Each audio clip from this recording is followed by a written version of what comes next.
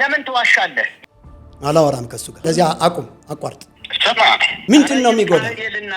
አይ አይደለም፣ አሳቸው የሚያወሩ አንተ አወራህ 10 ደቂቃ አይደለም። እኔ 5 ደቂቃ ልትሰጣቸው ቢያንስ አንዲትን መምኔት ድንግልናዋን አስፈርሰህ ያገባው ሰው ነህ። ለምን መነኩሲትን አገባ? በምንኩስና ቅድስና ታምናለህ እንዴ? ይቅርታ ጠይቅ። ደብተራ መሆንክን በይፋ መናገር ፈልጋለሁ። ጎጃም አብረን ተምረናል፣ የኔ ሲኒየር ሆነው ነው የሚሉት እሳቸው። የለም አንተዋወቅም። ፍርድ ቤት ቀርበን ራሱ ደሞዝ ስንት ነው ሲባል ደሞዝ የለኝም ያልክ ሰው ነህ። አቡነ አብርሃምና እኔ አሁን እንደዚህ ነን፣ ተያይዘናል፣ አንነጋገርም። ተበሳጭተ ገና መውጣት ስለነበረ ምናልባት አናዶ ከሆነ ከሳቸው ጋር ጫት ስንቅም ነበር ብለህ የተናገርከው ዛሬ ላይ ድል ስጥና ይቅርታ ጠይቅ። 3 ዓመት ሞልቶታል። ስሜን አጠፋው ብሎ አልከሰሰም። ምናልባት አባስሉ ታግሰው ይሆን ዲያቆን ጽጌ ስጦታው። ስለዚህ ምን አገባው? ማንም ሊጠይቀኝ አይገባም። ኦኬ እኔ ነኝ ዛሬ የምጠይቅ። አንተ ተጠያቂ ነው።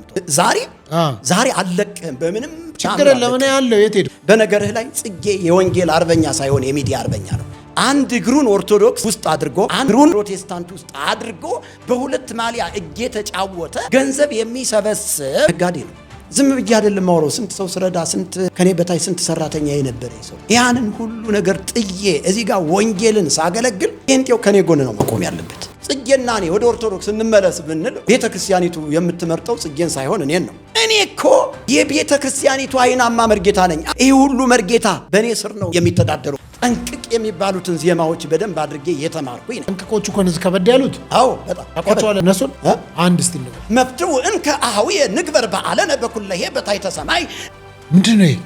በቀድሞ መርጌታ በአሁኑ በጌታ ማለት ነው። አንተ እንዲያውም ቤተክርስቲያኒቱ ጳጳስ ማድረግ ያለባት እኔን። ኦርቶዶክስ ተዋህዶ የሚባል ተቋም አለ ወይ ወይም ሃይማኖት አለ ወይ? የለም።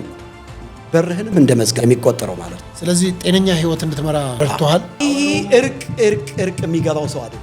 እሱ ራሱና አቡነ እንድሪያስን እኮ በቀብረዋል፣ ለሙስሊም ታቦት ሽጠዋል እያለ ሲል ነበር።